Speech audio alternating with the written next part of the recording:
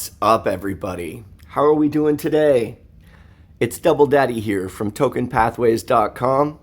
Here today, we're going to start off today's video. We're just going to look at our prices in the market. I don't really like to comment too much on the prices because this isn't a financial advice channel by any means, but it is important to have a look and see what's going on price-wise.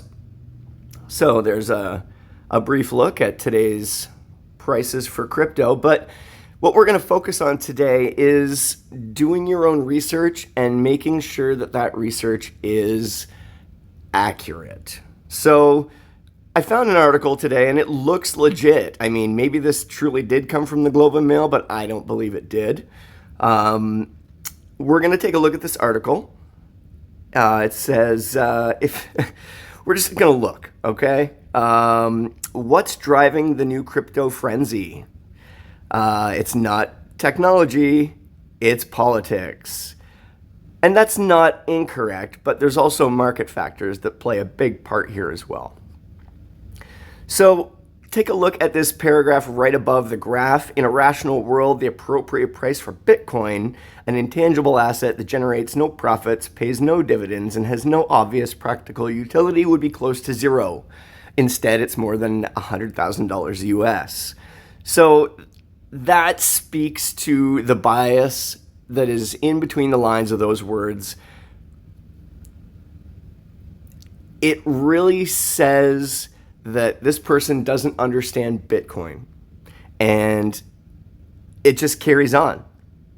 What makes its lofty value even more baffling is crypto's long and growing criminal record.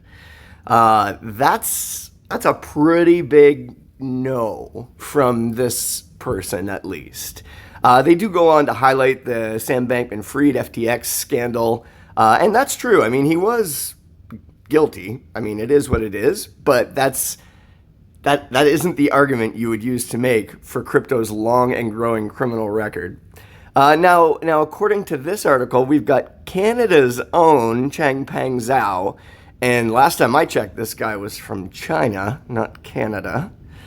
At least I got the fact that he was the former head of Binance. That's nice. So they're highlighting people making poor decisions, and that can happen in any space. That doesn't mean crypto is for criminals. In fact, crypto is not what you want to use for criminals because there's a lot of records and traceability to these transactions. So we're carrying on, and we've got the president is shameless in his promotion of his coin, the Trump coin. Now, he did have the private dinner. It was built into the tokenomics a long time ago. This wasn't shameless promotion. We've also got the Trump Group announcing it's going to raise $2.5 billion to invest in Bitcoin. That's really good news. But they're looking at it as a negative. They're looking at it as he's front running his own government. So they're saying it looks horrible, and it's all a matter of context. It really is. So now it goes on to discuss about how he's trying to legitimize, or Trump rather is trying to legitimize stable coins. And it's funny because it says these digital tokens attempt to address one common criticism, and that's the fact that Bitcoin can fluctuate. That's kind of already here. This has been here for a long time. I mean, have you not seen Tether? Have you not seen the USDC coin? So they're looking at these entities as quasi-banks, and they're calling them risks with increased fragility to the financial system. And if anything, these are evolving neobanks, in my opinion, and they're filling a much-needed market gap, and they're backing their assets by a reliable metric of a basket of different assets that don't fluctuate. So this is a very biased article. It's clearly written to detract against Bitcoin. It's written by somebody who, in my opinion, doesn't really like Trump. And look at this. That says, what's going on here? Stablecoins solve no obvious problem. Everything they claim to do can be done already through banks and credit cards. Well, if that were true, why can't I cash out my Bitcoin on a crypto exchange into something stable and then wait for that to allow Bitcoin to fluctuate again so I can buy back in once it decreases in price? That doesn't exist. That's what stablecoins were initially invented for, was to lock in your gains and park them. And the people who created the stablecoins recognized instantly that no one would use them if they weren't backed by something logical and stable, hence the name. Digital middleman. This is hilarious. Now, look at this statement. More than 15 years after Bitcoin first appeared, it is still searching for a practical application. That is laughable. Bitcoin solves many, many problems. It solves the trusted third-party problem. It solves money printer problems. It solves inflation problems.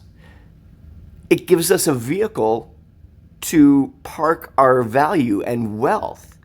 How is that not a practical application?